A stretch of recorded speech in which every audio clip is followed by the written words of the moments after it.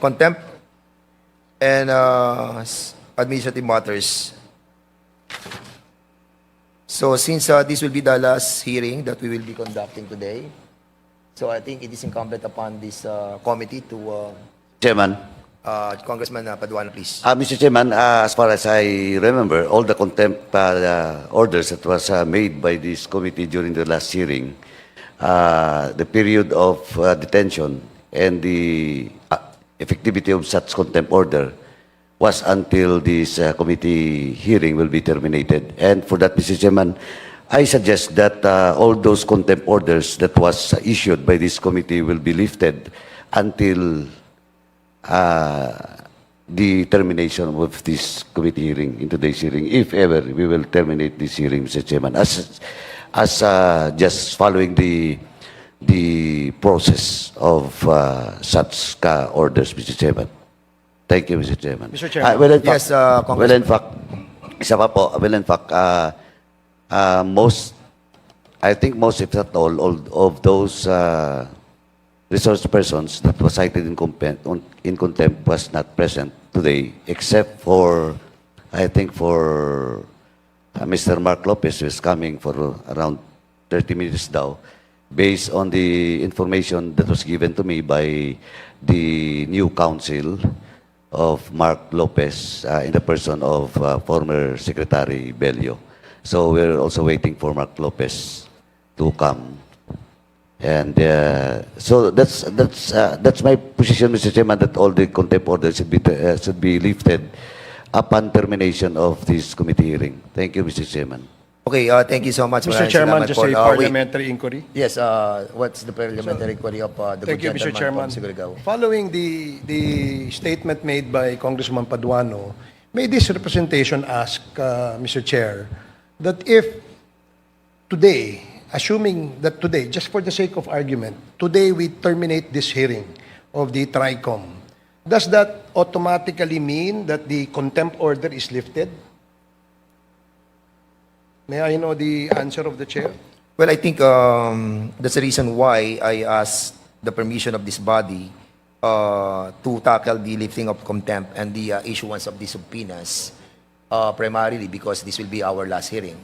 But with the interjection of Congressman Paduano, I think and I believe, this chair believes that we will be discussing the lifting of the contempt and the subpoenas issued on the later part of this hearing.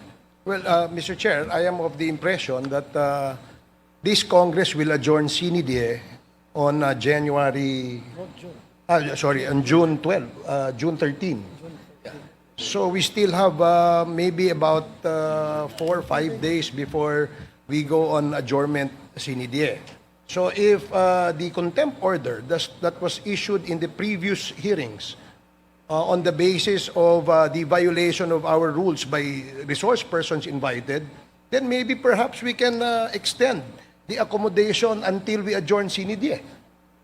If indeed we will continue to implement the contempt order among those that have been cited in contempt by this committee, hindi po ba dapat hanggang January 13 hanggat hindi pa ho tayo nag-adjourn? Oh, Mr. Chairman. I submit to the wisdom of this body, and that's the reason why I put on in the agenda the lifting of the contempt and the issued subpoenas and show cause orders. But of course, we decide on the decision of this committee, and since the manifestation of Congressman Barbers states that we have until June 30. Mr. For Chairman. the, Mr. Chair. automatic lifting of the issued contempt orders. Mr. Chair. Before I acknowledge Congressman Paduano, Yes, to Chairman clarify the issue, Pimentel, please. why don't we ask the committee secretary to verify the minutes? Because if I recall, the motion that we passed on the contempt order is upon the termination of the committee hearings. So therefore, if today we will terminate the hearing, that would mean na nag-expire na yun automatically yung contempt. So if you want to extend it to sine die, then we will have to amend that motion. So, let us verify first, ano ba talaga ang Mr. nakalagay Chairman. doon sa minutes? All right. So, Mr. Chairman. with the indulgence of Chairman Pimentel, the Chair would like to recognize Congressman Paduano. Sige, please. Mr. Chairman, upon consulting with the COMSEC, and well, in fact, in the case of Mark Lopez, Mr. Mark Lopez, I was the one that moved to cite him in contempt. And as far as I remember, Mr. Mark Lopez violates Section 11, Paragraph F, undue interference. Now, the maximum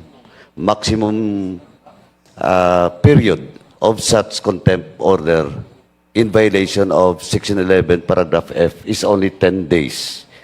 Unfortunately, because of election, that contempt order was not served. Well, in fact, the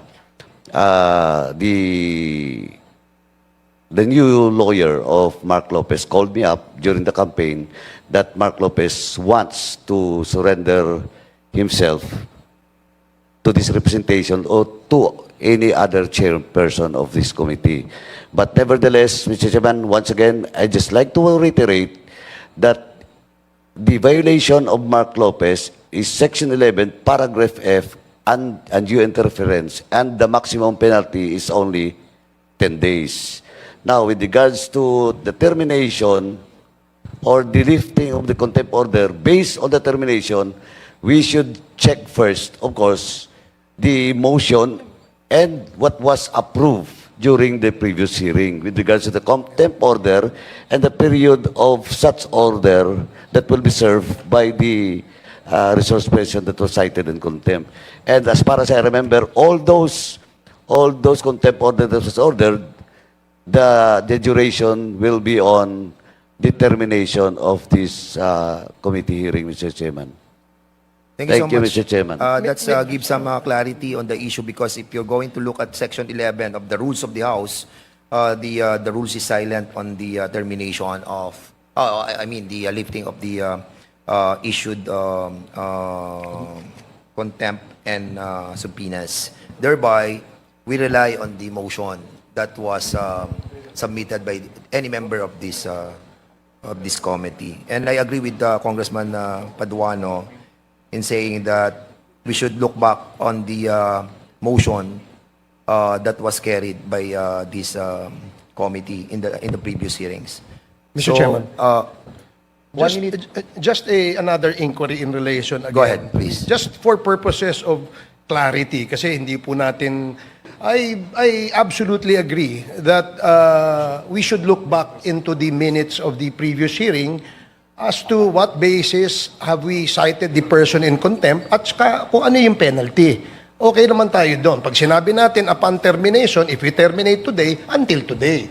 But that doesn't preclude any member to move for an extension. Maybe to say, to move it to adjournment sine die and then get the desired number of 50% plus 1 in a committee hearing constituting a quorum. So pwede po yan. No? But let's not belabor that point. My only inquiry is that meron po tayong sinite in contempt.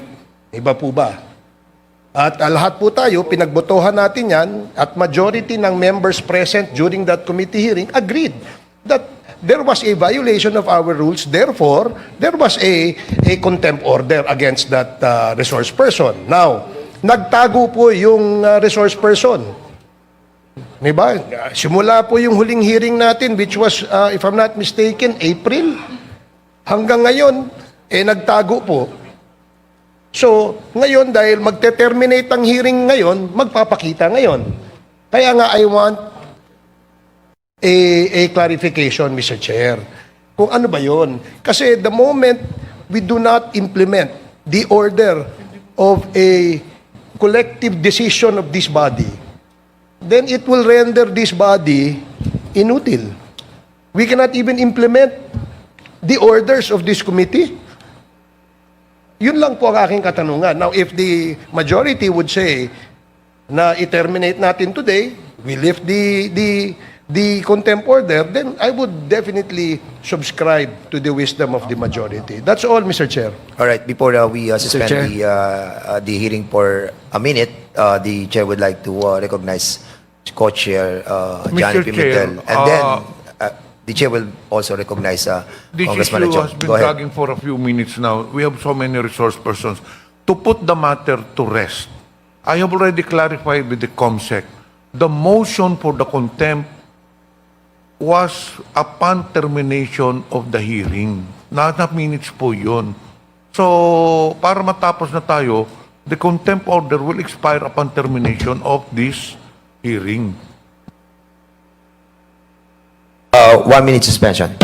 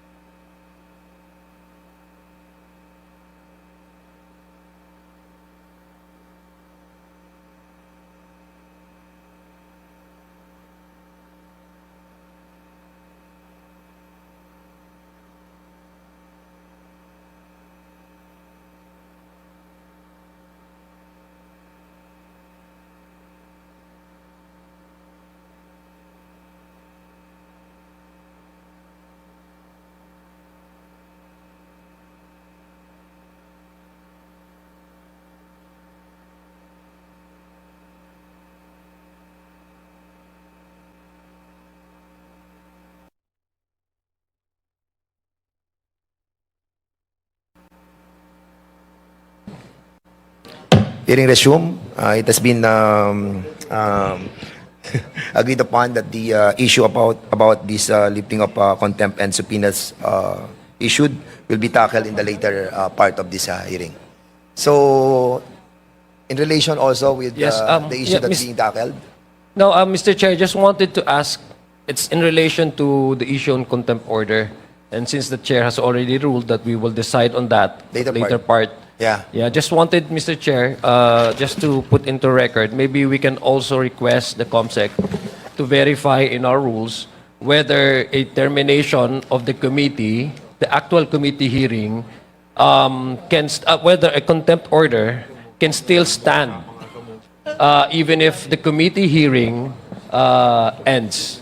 Yeah. So yun lang po yung gusto kong malaman. Yeah. Kasi there are also issues on persons who have been cited in contempt but haven't really served their contempt order. Meaning to say, the 10-day maximum detention has not really served because they are not in the custody of the House of Representatives. Yeah. So yun ang pangalawa kong issue. So maybe we can also ask Mr. Chair for later resolution, Mr. Chair, ask the committee chair to verify the rules whether should this committee decide on extending the contempt order even if the actual hearing has been terminated, Mr. Chair. Thank you so much, Congressman Adjong. So, last na po to, pasensya na po sa mga resource persons, but after this, we will be proceeding to the next item of our agenda, and we will be presenting a video presentation to all of you. But for the meantime, the chair would like to, last na, pare, to recognize Chairman Paduano. Thank you, Mr. Chairman. Briefly, brother.